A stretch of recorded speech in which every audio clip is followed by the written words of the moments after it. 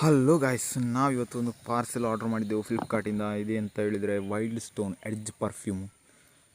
ಹೇಗೆ ಉಂಟು ಅಂತೆಲ್ಲ ರಿವ್ಯೂ ಕೊಡ್ತೇವೆ, ನೋಡಿ ವಿಡಿಯೋ ಫುಲ್ ನೋಡಿ. ಸೊ ಇದರಲ್ಲಿ ನೋಡಿ 499 ಅಂತ ರೇಟ್ ಹಾಕಿದ್ದಾರೆ, ಬಟ್ ಇದರ ಇಷ್ಟು ರೇಟ್ ಇಲ್ಲ. ಇದರ ಒರಿಜಿನಲ್ ಪ್ರೈಸ್ ನೋಡಬೇಕಾದ್ರೆ ಲಾಸ್ಟ್ವರೆಗೆ ವಿಡಿಯೋ ನೋಡಿ. ಫಸ್ಟ್ ಇದನ್ನು ಅನ್ಬಾಕ್ಸ್ ಮಾಡುವ. ಈಗ ಜಸ್ಟ್ ತಾನೇ ನನಗೆ ಸಿಕ್ಕಿತು ಇದು ಪಾರ್ಸೆಲ್.